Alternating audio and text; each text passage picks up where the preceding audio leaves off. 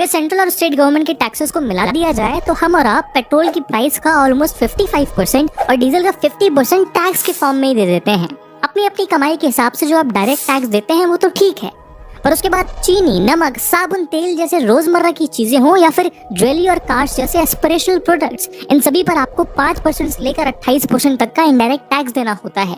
और गलती से अगर आपने सेविंग्स की है तो सेविंग्स के रिटर्न्स में भी आपको टैक्स देना है।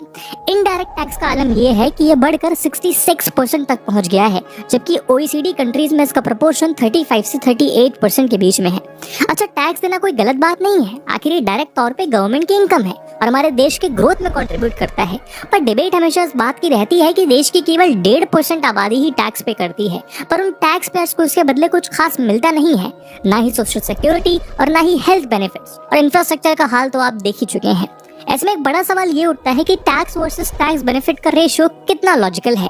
शेयर करिए इस वीडियो को हर एक भारतीय के साथ और आप कमेंट करके बताइए कि एज अ टैक्स पेयर इन टैक्सेस के बदले आपको क्या बेनिफिट्स मिलने चाहिए।